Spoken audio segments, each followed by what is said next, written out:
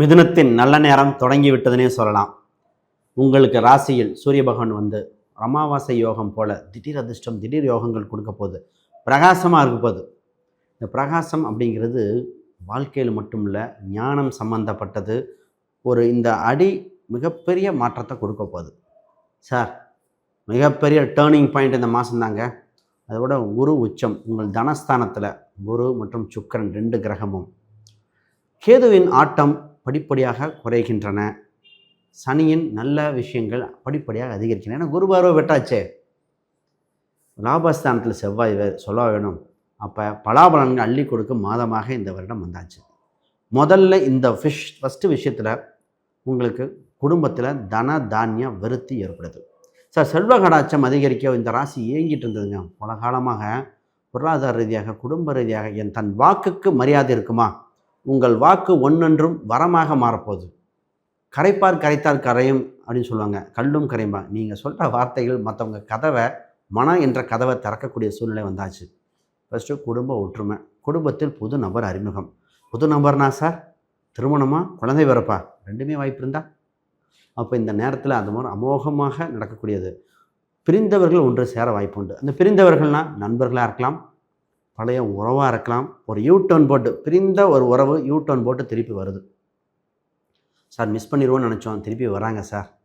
இது காதலன் காதலிக்கும் பொருந்தும், நட்பு ரீதியாகவும் பொருந்தும், ஃப்ரெண்ட்ஷிப் ரீதியாக பல வகைகள் இந்த உறவுகள் வருது. முதல்ல ஃபஸ்ட்டு சார் உச்சம் பெற்ற குரு 6, 8 மற்றும் 10ஆம் வீட்டை பார்க்குது. முதல்ல தொழில் வளருங்க. தொழில் ரீதியாக பல பேர் ஏங்கிட்டு இருந்தாங்க சார். தொழிலில் முதலீடு போட்டுக்கிட்டே இருக்கேன் சார், டெவலப் ஆகுமா, பல எண்ணங்கள் அப்படின்னு தத்தளிச்சுட்டு இருந்தாங்க. வேலையாட்கள் சரியாக அமையாமல் தனக்கு குடும்ப நபர்களே போட்டுட்டு படாத பாடுபட்டு நானே ஓனர், நானே வேலையாட்கள். அது குறிப்பாக பெண்கள்லாம் பார்த்திங்கன்னா கடும் உழைப்பாளியாக இருந்தாங்க. மிதுனத்துக்கு ஸ்பெஷாலிட்டியாக பார்த்திங்கன்னா பேச்சால் மற்றவங்களை கவர்ந்துருவாங்க. இந்த காலகட்டத்தில் என்ன நடக்குது தெரியுங்களா? தொழில் உங்களுக்கு தலை நிமிர்ந்து வைக்கக்கூடிய சூழ்நிலை இருந்தாச்சு. உங்கள் சாதுர்த்திய திறமையால் வெற்றி பெற வாய்ப்புகள் உண்டு. நண்பன் யார், எதிரி யார் என புரிஞ்சிடும். ஒரு சில நேரம் பார்த்திங்கன்னா உங்களுக்கு கடன் வாங்க வச்சுருவாங்க. அதை பண்ணு, இதை பண்ணு, பார்ட்னர்ஷிப்பு. தெளிவாக இண்டிவிஜுவல் டிசிஷன் எடுக்கணும். கூட்டா தனித்தா, கடன் தேவையா. நிறைய மிதுன ராசிகள் என்ன பண்ணுவாங்கன்னா, நண்பனால் கடன் ஏற்பட்ட, இப்போ கலஸ்திரத்தால் கடன் ஏற்பட்டன்னு சொல்லணும். இப்போ ஒரு பெண்ணாக இருக்கிறவங்க, என் ஹஸ்பண்ட்கிட்ட பொறுப்பை கொடுத்தேன் கடன் வாங்கிட்டாம்பாங்க. இதே இது ஒரு ஆணாக இருப்பாங்க, என் மனைவி சொல்லி அவசரப்பட்டு வாங்க வச்சுட்டாங்க. இப்போ யோசித்து பண்ண வேண்டிய சூழ்நிலை. ஆனால் பிஸ்னஸில் கொடிகட்டி பறக்கக்கூடியது. ஆனால் நிறைய சூட்சமங்கள், வழிபாட்டு முறைகள் இதை கையில் வச்சுக்கணும். இப்போ வேலைக்கு போவோம் சார், வேலை இல்லாத வேலை கிடைக்க போகுதுங்க. ரிசெஷன் என்ற கொடிய அரக்கன், இந்த கொடி மிகப்பெரிய அரக்கன்னு சொல்ல நிறைய பேருக்கு வேலை போயிடுச்சு சார். எங்களுக்கு வந்துடுமா, அது எங்கள் பக்கம் திரும்புமா, இல்லை மழை வெள்ளத்தை கடக்கிற மாதிரி வேறு திசைக்கு போயிடுச்சு சொல்லுவாங்க இல்லையா, தமிழ்நாட்டை வராமல் ஆந்திராவுக்கு போச்சு, அந்த மாதிரி எதாவது மாறிடுமா அப்படிங்கிற மாதிரி நிறைய பேத்துக்கு மாற வாய்ப்பு உண்டு. பட் இறை வழிபாடு முக்கியம். சரி, ஆல்ரெடி வேலை போனவங்களுக்கு ஜாதக ரீதியாக பிடிக்கணும்.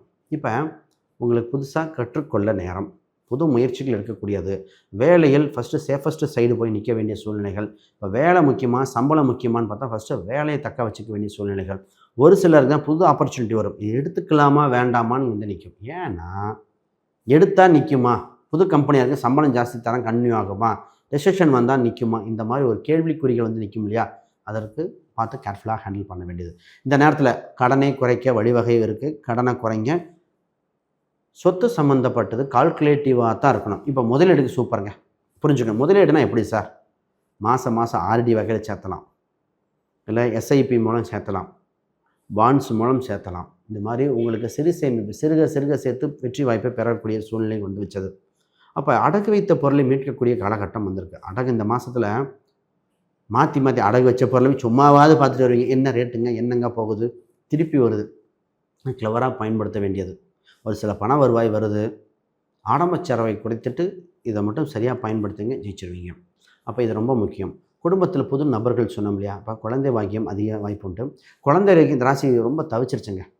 குழந்தை இருக்கா இல்லையா, ஐவிஎஃப் வரைக்கும் ட்ரீட்மெண்ட் பண்ணி சக்ஸஸ் ஆகுமா இல்லையான்னு பல பேர் கண்ணில் எண்ணெய் ஊற்றிட்டு இருந்த மாதிரி பார்த்தாங்க. ஒரு சிலருக்கு ஏமாற்றத்தை கொடுத்தது, ஒரு சிலருக்கு சக்ஸஸாக கொடுக்குற மாதிரி இருக்குது. அப்போ இது பண்ணலாமா இல்லையா? முதலீடு பெருசாக இருக்குது, செலவுகள் ஜாஸ்தியாக இருக்குது சார். அதை பார்க்க வேண்டிய சூழ்நிலைகள்.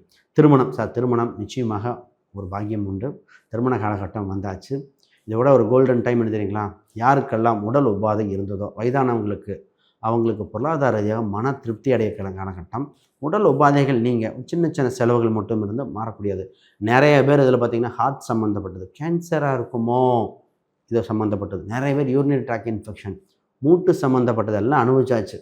போதும் போதும் லிஸ்ட்டு பெருசாக பார்க்குற மாதிரி இப்போ அப்படியே டேர்னிங் பாயிண்ட் ஆகுது. லைஃபே பிரகாசமாகக்கூடிய சூழ்நிலைகள்.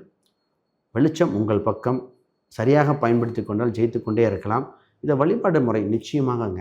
நீங்கள் வழிபட வேண்டியது காவல் தெய்வத்தை கெட்டியாக படித்தா இந்த மாதம் உங்கள் மாதம்.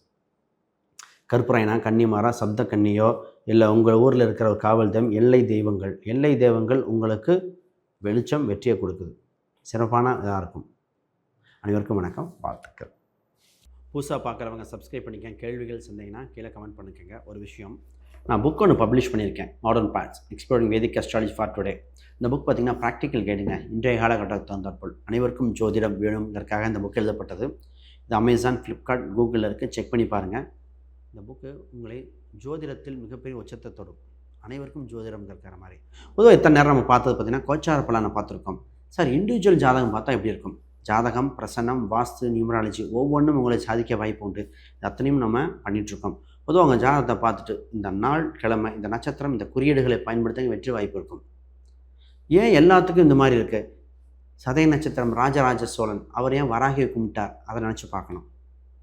இன்றைக்கி ஆளும் முதல்வர் ஏன் அவங்க கொடியில் எல்லோ, சிவப்பு பயன்படுத்துகிறார்? அது ஒரு விஷயம் இருக்குது. அப்போ ஒவ்வொரு ஜெயித்தவர்களும் ஏதோ ஒரு குறியீடு அவங்கள வெற்றி பெற்ற வச்சுட்டே இருக்கேன். அப்போ அது நமக்கு அமையுமா? குலதெய்வம் என்ன, உபாசனை தெய்வம் என்ன, இந்த மாதிரி கெட்டியாக பிடிச்சிக்கணுங்க. ஒரு சிலர்லாம் பார்த்திங்கன்னா ஒரு சில லோகோ டிசைன் பண்ணுறதே ஒரு மாதிரி இருக்கும். அது அவங்க அதிர்ஷ்ட குறியீடாக மாறும். இது மாதிரி ஒவ்வொரு விஷயம் உங்கள் ராசிக்கு உண்டு. எல்லோரும் நெகட்டிவ்லேருந்து பாசிட்டிவாக மாறி அடுத்த டெவலப்பாக போக வேண்டிய சூழ்நிலையில் நிச்சயமாக வாய்ப்புகள் பிறக்கின்றன. இது மாதிரி உங்களுக்கு பார்க்கணுன்னா ஸ்க்ரீனில் எதிரி எண்களுக்கு கான்டாக்ட் பண்ணுங்கள். உங்களுக்கு ஃபர்தராக நம்ம பேசுவோம். முக்கியமாக ஜெயிக்க இறைவன், ஜோதிடமும் நமக்கு வாய்ப்புகள் கொடுக்கின்றன. சரியாக பயன்படுத்துகிறோமா அப்படிங்கிறதுக்காக தான். எந்த ஒரு பிரச்சனையும் தீர்வு பண்ணுங்க. திருமணம், குழந்தை பிறப்பு, படிப்பு ரீதியாக, பொருளாதார ரீதியாக பிரச்சனையிலேருந்து மீண்டு வர, இடம், சொத்துக்கள் அமைய, வண்டி வாகனங்கள் சரியாக தேர்ந்தெடுக்க. ஒருத்தருக்கு 4ஆம் அதிபதி சனி சம்மந்தப்பட்ட 2இல் தொடர்பு வரும்போது அவங்க சொன்னேன், டஸ்டர் கார் வாங்க, இல்லை டொயோட்டோ வாங்குங்க, அதுதான் சொன்னது. அதுவே இது சுக்கிரனோ குருவை பார்த்தா ஃபார்ச்சுனர் வாங்கணும்னு சொல்லணும். இதெல்லாம் மாற்ற இந்த மாதிரி வண்டி வாகனம், எண்கள் வரைக்கும், ஃபோன் நம்பர் வரைக்கும், பேரம்சம் வரைக்கும் நமக்கு சரியாக பயன்படுத்த வாய்ப்பு உண்டு. அந்த மாதிரி ஏதாவது பார்க்கணுன்னா கான்டாக்ட் பண்ணுங்கள். அனைவருக்கும் வணக்கம், வாழ்த்துக்கள்.